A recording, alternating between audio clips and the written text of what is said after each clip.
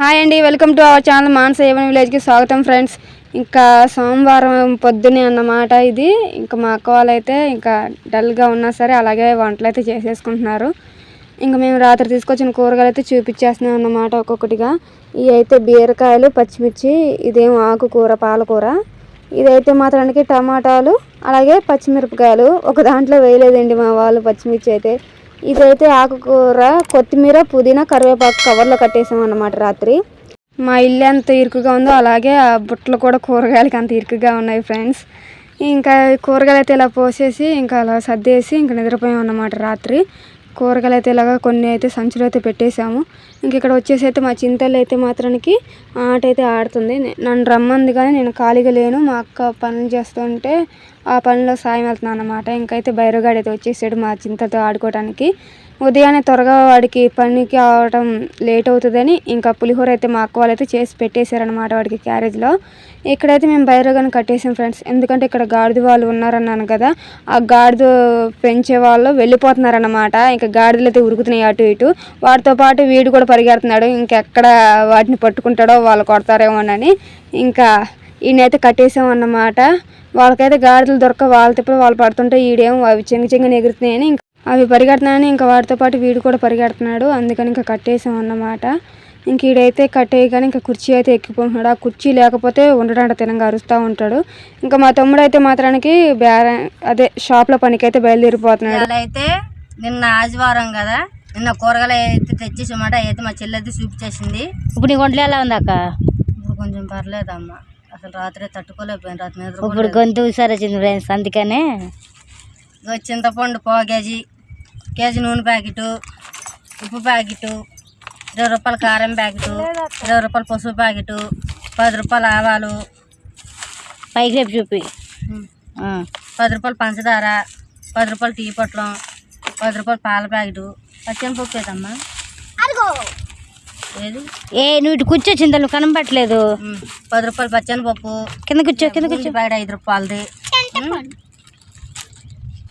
ఇంతే సబ్బులు ఒకటి చూపించాలి. బట్టల సబ్బు, వంట సబ్బు, బట్టల సబ్బులు, వంట సబ్బులు, షాంపులు, 2 బట్టల సబ్బులు, వంట సబ్బు, షాంపులు, మేరా షాంపులు మేము వాడేది. చీపిరి వద్దులమ్మా, కూర్చోకూడదు చీపిరి మీద. చీపిరి కొత్త చీపిరి.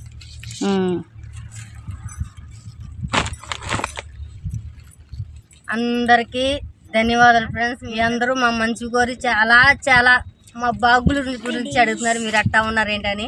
నేనైతే చాలా కోరుకుంటున్నాను. ఈ రోజుల్లో పక్కన వాళ్ళు కూడా, మన అయిన వాళ్ళు కూడా ఎవరు అడగరండి. అలాంటిది మీరు ఎక్కడున్నామో ఏంటో కూడా తెలియకోకుండా వీడియోలో చూసి మీ అట్ట ఉన్నాం ఏంటని కనుక్కున్నారు చూసా. ఆ సంతోషం మాకు చాలా బాగుందండి. ఇప్పుడైతే మేము నిన్న బేరానికి వెళ్ళాంగా, మా అక్క కూడా వచ్చింది బేరానికి. ఎన్ని తిప్పలు పడ్డామంటే అన్ని తిప్పలు పడ్డామండి. మా అక్క అయితే పెట్టిన కాడల్లా వద్దు అనుకున్నా సరే కష్టపడి పెట్టుకుంది. మా అక్క పెట్టుకుంది. నేను పెట్టుకున్నా కాడ కూడా ఇప్పుడు రెగ్యులర్గా ఇంకా ప్రతి వారం అయ్యేటికి నాకు లొల్లి అవుతూనే ఉంది. అయినా సరే నేను పెట్టుకున్నాను అనమాట. అంటే 4 వారాలు నేను వెళ్ళదు కాబట్టి సరే నాకు ఒంట్లో పోక కొత్త ఊరిపోయాను వాళ్ళ, మీకు తెలిసిన ఊరిపోయాను వాళ్ళ 4 వారాలు వెళ్ళలేదు నేను. దానివల్ల కొత్త వాళ్ళు వచ్చి పెట్టుకోవటం, ఇది నా అడ్డా అంటాం. అక్కడ ఇంకొక మళ్ళీ కొత్త గొడవ ఒకటి స్టార్ట్ అయింది అనమాట నాకు. సరే కానీ బేరం అయితే అయిందా మరి? ఇద్దరి మీద అయితే 1500 అయితే బేరం అయింది ఫ్రెండ్స్. అంతా తల్లి దైవాలే అనుకుంటా నేను. ఎందుకంటే నేను వెళ్ళిన వారాల్లో కనీసం కూరగాయలకు కూడా వచ్చిన రోజుల్లో మాకు అలాంటిది ఆడ పెట్టుకోనన్నా సరే ఇద్దరి మీద అయితే మా అక్క నా మీద, ఇంకా మా తమ్ముడికి ఆధారగా అయితే నిలిచారు ఫ్రెండ్స్. ఈ రోజు అంటే ఈ వారం అయితే కొంచెం ఖర్చులు ఉన్నాయి కదా ఫ్రెండ్స్. ఇప్పుడు మా పాప ఒంట్లో బాగోపోవడం, అటు మా నాగమనక్క ఒంట్లో బాగోపోవడం ఇలా జరుగుతుంది. ఈ డబ్బులని మా తమ్ముడు తీసుకొచ్చిన డబ్బుల మీద అయిపోయామాట.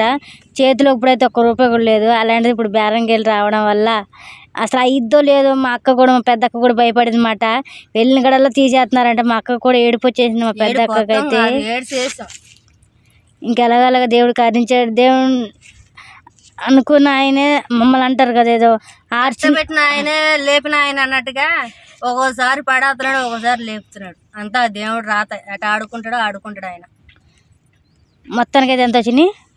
1500 వచ్చినాయి అమ్మా. ఆ 1500 ఇంట్లో ఉన్నాయా అంటే నేను ఖర్చులు చెప్తాను. నేను ఇప్పుడు వరకు ఈ చీపురుతో పాటు వేసుకొని అన్ని ఇప్పుడు ఈ ఖర్చుల వరకు కొన్న ఖర్చుల వరకు 370 రూపాయలు అయినాయి వీటి వరకు. వీటి వరకే నూనె ప్యాకెట్లకి చింతపండ్లకి అన్ని వేసుకొని. మరి రాత్రి 700 అయినాయి అమ్మ. 700 చిల్లర అయినాయి. కూరగాయలకి కానీ మన తిని బనాలు ఈ పప్పలు అయితే తీసుకొచ్చారు. టిఫిన్ కి కలుపుకొని 700. పొద్దున్న టిఫిన్ కూడా తీసుకొచ్చారు ఫ్రెండ్స్. ఇవన్నీ కలుపుకొని మొత్తం అయితే అయినాయి. ఇప్పుడు ఎంత మిగిలినాయి అక్క చేతిలో? ఈ 700ను ఈ 370 రూపాయలు లెక్కేసుకోవచ్చు. 1100 అంటే 400 మిగిలినాయా? 400 అయితే మిగిలినాయి ఫ్రెండ్స్.